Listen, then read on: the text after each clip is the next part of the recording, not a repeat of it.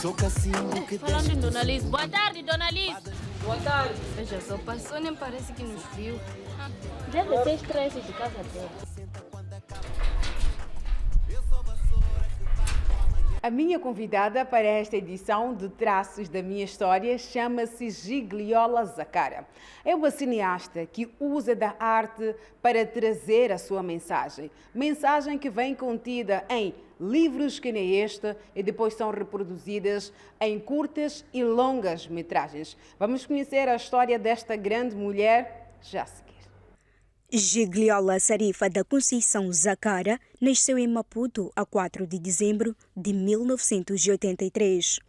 É licenciada em Estatística e Gestão de Informação, além de cineasta, é atriz, bailarina, coreógrafa e professora de dança. Desde cedo, revelou ser uma mulher multifacetada, apresentando um currículo bastante rico com experiência em várias áreas de atuação. O seu primeiro papel de destaque como atriz foi em 2005 como protagonista do filme O Jardim do Outro Homem, de Sol de Carvalho, que garantiu a sua primeira nomeação para a categoria de Melhor Atriz em 2007, no terceiro Festival de Cinema dos Países da CPLP, Cineport, realizado no Brasil. Estudou representação para teatro, cinema e televisão, tendo iniciado as suas participações em oficinas de formação em Moçambique, Brasil e Angola desde 2005, com alguns nomes sonantes como Ana Magaia, Evaristo Abreu, Lucrécia Paco, Gilberto Mendes e Mário Madeira. Na televisão, entre vários programas, trabalhou como júri do concurso de habilidades do programa Perlim Pimpim na televisão de Moçambique. Em 2009, fundou o Centro de Recreação Artística com o propósito de promover, desenvolver, incentivar e difundir atividades de caráter cultural, recreativo e social, com o apoio do ator e encenador Eliota Alex. E aqui estou com a minha convidada, Gigliola Zaccara. Vamos começar olhando para aquele tempo, não é? Recuando um pouco na infância, mas concretamente quando ela tinha 12 anos de idade. Tinha uma paixão pela dança. Arte e ativismo é o que a caracteriza. Mas no que toca à dança, será que saiu dela, encontra-se e como é que tudo isto acontece?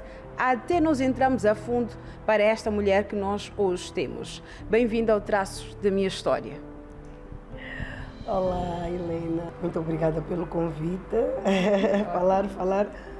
falar da minha história, né? Não posso dizer que é uma história bonita, mas acho que é uma história comum. Olhando assim para a minha trajetória, foi mesmo aos 12 anos que eu entrei para a Escola Nacional de Dança, quando a minha mãe fartou-se das minhas fugas de casa para ir para as rodas de Chichuqueta. Então, nessa altura, ela decidiu que ela tinha que me direcionar. Se é isto que ela gosta de fazer, ao invés dela sair, desaparecer, estar em grupos, não saber o que lhe acontece por uma questão de segurança, vamos apostar por colocar ela numa escola e, quiçá, pode profissionalizar-se nessa área. Então, foi nessa altura que eu comecei as aulas na Escola Nacional de Dança, fiz lá o curso por 7 anos. E quando terminei a Escola Nacional de Dança, fiz um curso de mais 2 anos como coreógrafa profissional. E no meio desta trajetória da dança é que esbarrei-me com a arte de representar. Estava numa residência artística de dança, quando uma colega que trabalhava no teatro olhou para mim e disse: acho que tu tens jeito para a representação, gosto da tua expressão, da forma como tu danças, como tu te expressas, és muito expressiva. E que tal participares de um casting que eu estou a trabalhar nele para o próximo filme do Sol de Carvalho? Mas eu disse: como assim? Exato. Foi um momento para si que a arte lhe encontrou ou encontrou a arte?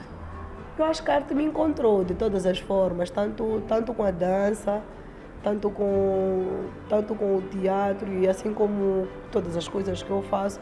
Eu acho que não foram coisas que eu literalmente fui atrás delas, foram coisas que apareceram para mim e eu, como oportunidade, eu soube muito bem aproveitá-las, né?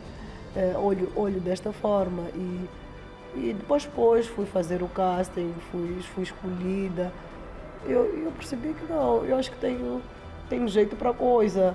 Experimentei, gostei, por que não continuar? Depois começaram a aparecer também mais propostas para outros filmes e já era uma espécie de uma atriz procurada, né, pelos realizadores, porque gostaram da minha prestação no meu primeiro filme, que foi O Jardim do Outro Homem.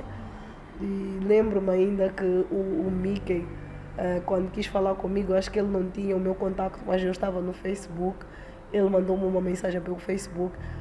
Nunca fui muito de ligar para conversas no Facebook, mas porque ele não queria ser mal entendido, ele foi muito direto. Disse, olha, eu sou o Mickey, sou realizador, gostava de poder trabalhar contigo, não tenho o teu contacto, por isso que te procuro desta forma.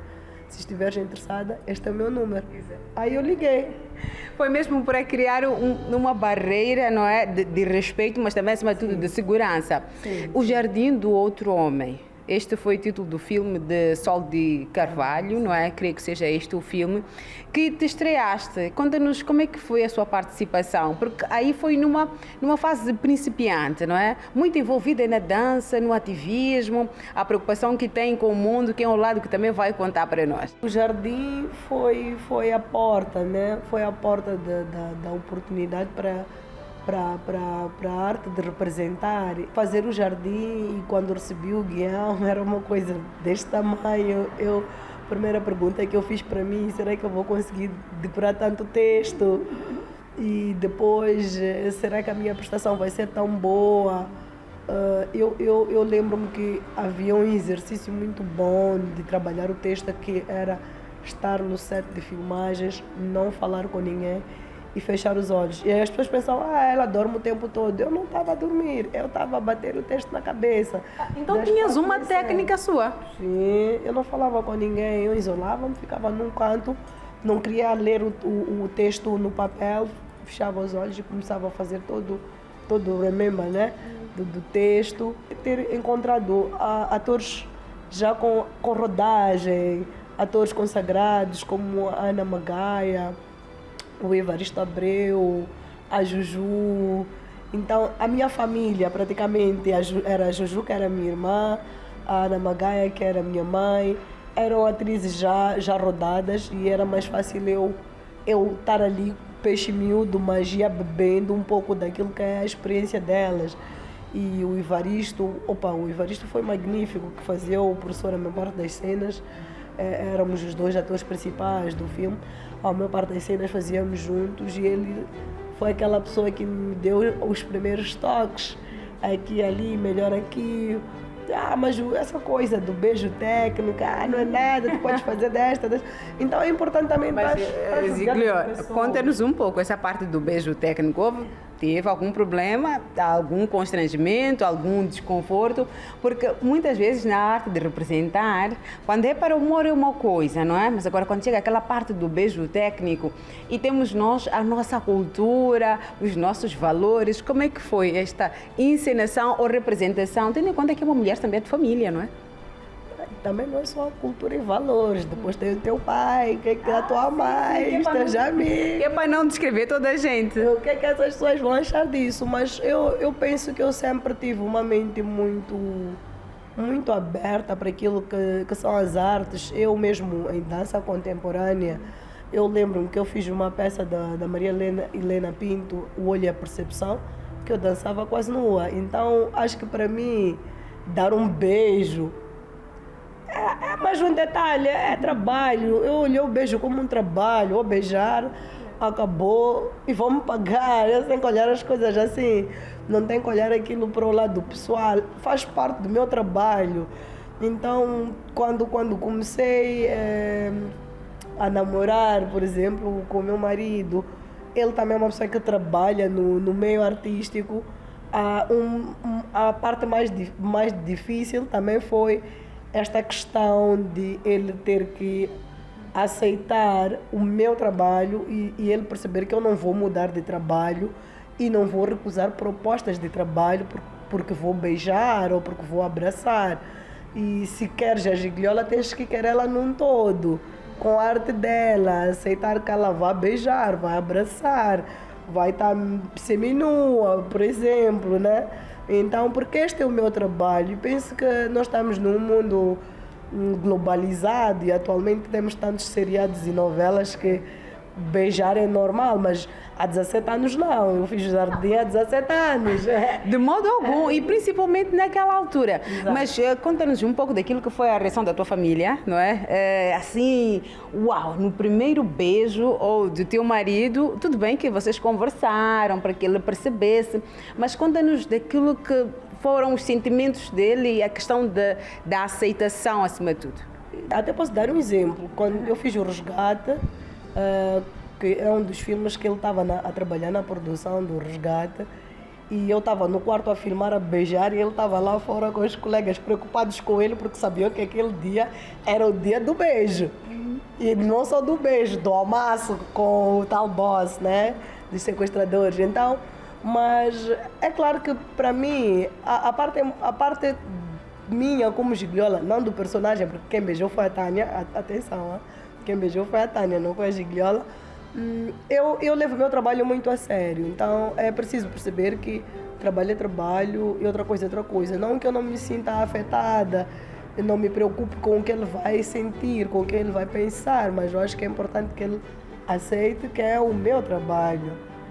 Exatamente, que olhe para o meu trabalho como um trabalho respeitoso, digno, como qualquer outro, senão eu não estaria aqui, né? Exato. Digno de honra. E falando em honra, os pais sempre gostam de ser honrados. Eles são para ser honrados. Como é que foi com eles? Olha, eu posso dizer que se eu sou a Gigliola hoje, é porque em casa eu tive que ser a ovelha negra, aquela que não quis seguir aquilo que eram os sonhos dos pais. Eu segui os meus próprios sonhos. Então, foi um desafio muito grande fazer entender ao meu pai e à minha mãe que eu queria viver da arte. Porque quando colocaram-me na escola de dança era um hobby. Era para ocupar o meu tempo, para eu não sumir de casa. Não era para eu fazer da dança um trabalho. Mas depois a dança virou um trabalho. Comecei a sustentar-me com dança, a dar aulas. Estava na escola de dança, mas já dava aulas fora. Estava na escola de dança, mas já fazia espetáculos, ganhava por isso. Então, levou um tempo. Anos até, muitos anos. Chegou uma fase até, acho que fiquei 2 anos sem falar com meu pai. Tivemos uma pequena rixa por causa desta questão das minhas escolhas. Porque meu pai queria que eu fizesse agronomia e eu não quis. Depois quis matricular numa faculdade fora de Maputo e eu não queria ir porque eu não queria largar o meu trabalho que já estava estabelecido aqui. Então eu tinha muitas coisas a desenvolver e para mim eu não estava na idade dele escolher o que eu queria seguir, tipo estudar, tu vais estudar isto. Não, eu é que tenho que gostar disso, eu é que tenho que estudar isso. Tu já não vais ver Maputo. Não, eu é que tenho que não querer viver em Maputo. Então estes pequenos conflitos de alguma forma também contribuíram, né, para estas rixas, né, familiares. Mas tudo por causa das escolhas que eu fazia. E também eu cresci, né? Eu cresci e sou mãe e em algum momento também fiz a minha reflexão, no entanto que mãe, que ser humano, que muitas das vezes os pais pensam que estão a fazer o melhor para nós, querem o melhor para nós. Mas naquele tempo, não era um tempo em que os pais conversavam com os filhos e tentavam perceber sobre o que eles queriam, sobre o que eles sentiam. Era tudo ordem, era tudo no chinelo. Então, é complicado. Hoje em dia eu consigo sentar com a minha filha para tentar perceber para que lado é a queda dela, o que ela gosta de fazer. Vou estimulando aqui e ali. Mãe, eu quero experimentar isso. Eu vou estimulando. Enquanto naquela altura não era tudo, nós tínhamos que fazer tudo que os nossos pais diziam que nós tínhamos que fazer. Então, para aquela altura, eu estar a desafiar o meu pai, era um outro mundo. Eu posso dizer quanta coragem. E também, olhando também, um segundo ponto, para quem não me conhece muito bem, eu sou muçulmana. Então, imagina, artista muçulmana. Então, também as questões religiosas também pesaram muito. porque andar com roupa curta, dançar no palco, no carnaval, quase semi-nua, nós no carnaval, é só olhar as roupas do carnaval. Isso também foi criando alguma inquietação. Mas eu penso que valeu a pena ter confrontado o meu pai e a minha mãe e dizer eu quero isto, porque senão eu não estaria aqui. E o mundo precisa de uma gigliola. Acho que todo mundo precisa quando eu digo preciso de uma gigliola, precisamos de mulheres que desafiam todo e qualquer obstáculo, que quebram as normas sociais. Dizem, eu quero ser isto e ponto, e ninguém vai me parar. É isso. Se nós precisamos de mulheres fortes, corajosas, estamos a falar de empoderamento, mas também é um grande desafio quando nós temos que afrontar geralmente os nossos pais. Agora, eu queria saber da Gigliola, de alguma forma sente que precisa de pedir desculpas aos papais, e dizer, olha, eu peço desculpas, no momento talvez não me expressei como devia, não mostrei aquilo que eu queria, fiz tanta coisa, afrontei, mas eu queria ser esta mulher. E hoje eu vos peço perdão por isto. Bom, se eu de facto fosse pedir desculpas, talvez tenha sido, em algum momento posso não ter me expressado da melhor forma, naquilo que eu queria para mim, posso até ter ofendido. É bem possível que tenha ofendido, porque eu acho que naquela idade eu era muito rebelde. Posso até não me lembrar agora em palavras, que possa ter dito, ou possa ter feito, mas eu literalmente ainda acho que se eu não tivesse me rebelado, eu não estaria aqui. Foi necessário eu me rebelar, mas talvez possa em algum momento não ter me rebelado da melhor forma, e aí eu peço perdão por isso. Por não ter me rebelado da melhor forma, mas é a forma que eu encontrei naquela altura. E confesso que eu posso dizer assim que como mulher, eu me criei sozinha, porque eu naquela altura nunca fui muito de ouvir a opinião das pessoas. Eu sou uma pessoa com ideias próprias. A mim ninguém me agita ou me manipula. Eu nunca faço as coisas porque alguém diz faz isto, faz aquilo, porque eu acho que talvez se eu fizesse isso agora eu estaria drogada ou bêbada. Já quiseram me apresentar tantas coisas que eu sempre fui muito reta. Apesar de confrontar os meus pais para aquilo que eu queria ser como artista, nunca deixei de ser uma pessoa digna. Tudo aquilo que os meus pais me ensinaram, dignidade, ética, valor, eu sempre carreguei isso comigo. Para todos os lugares onde eu fui, eu carreguei a minha ética, a minha dignidade. Então eu acho que isso pode ser um motivo de orgulho para os meus pais, porque quando eu cresci e me tornei mãe, eu comecei a sentir os medos do meu pai. Hoje eu também sinto, ai meu Deus, alguém pode assediar a minha filha. Minha filha pode entrar para a prostituição, pode entrar para a droga, pode virar uma alcoólatra. Pensamos em mil coisas, porque nós sabemos que na vida do entretenimento, das artes, estamos expostos a muita coisa, estamos expostos ao assédio, principalmente, assédio sexual, estamos expostas ao álcool, quando vamos dançar à noite, estamos expostas à droga. Então, hoje que eu sou mãe, eu percebo os medos do meu pai, mas eu não me arrependo de tê-lo desafiado, isso que fique claro. Percebo.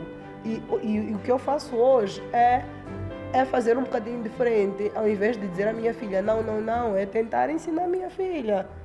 O meu pai não me disse ou a minha mãe, nenhum deles me disse, cuidado porque à noite tem droga, cuidado porque à noite tem álcool, só simplesmente dizendo tu não sais. Eu acho que o que eu vou fazer diferente é dizer à minha filha, existe droga, existe álcool, existe o assédio. Quando alguém te fizer isto, tu tens que dizer, tu tens que denunciar. Então, eu penso que estes medos que ele teve e que eu também tenho, eu tenho que tratá-los de uma outra forma.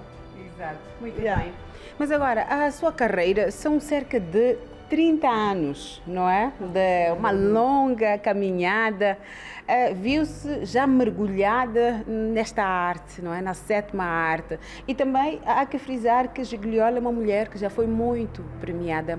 Falando em suas produções de curta-metragem, que nós já temos a possibilidade de ver, alguns eventos que já fez parte, que relações é que tem do cinema?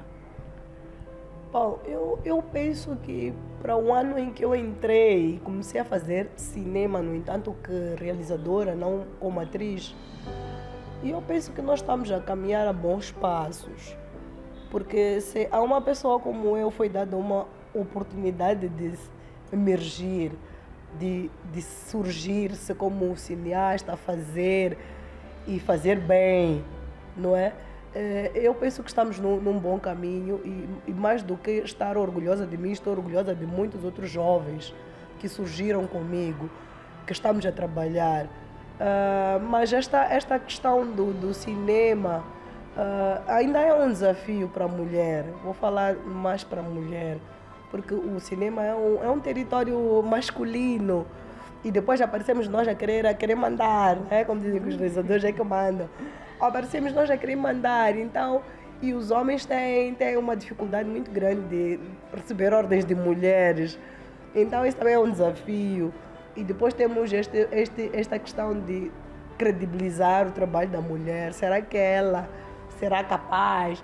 Mas eu já provei que sou capaz, então isso já até não é uma preocupação agora, mas foi uma preocupação quando eu comecei, sobre como é que eu seria recebida, sobre os julgamentos que fariam do meu trabalho, da qualidade do meu trabalho, se seria credível ou não.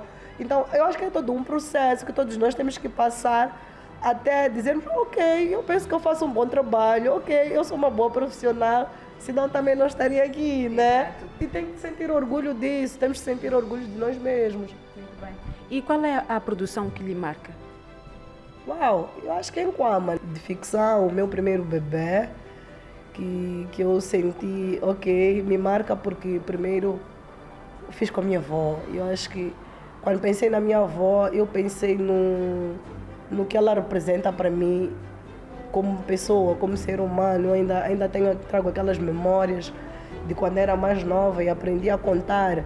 A minha avó foi uma das que ensinou-me a contar com pauzinhos, ensinou-me quantos ossos tem um corpo humano. A minha avó era super inteligente e que em algum momento, quando nós chegamos à terceira idade, parece que o mundo se esquece de nós, parece que nós não vamos chegar àquela idade, né?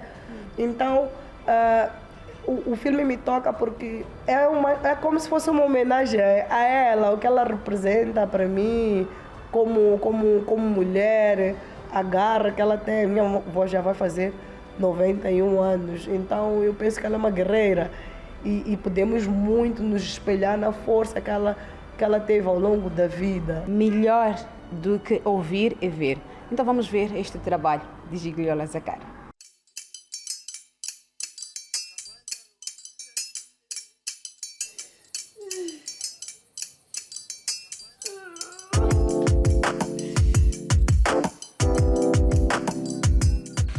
Não cozinhaste por quê?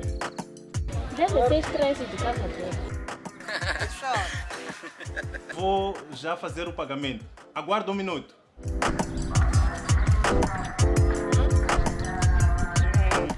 Eu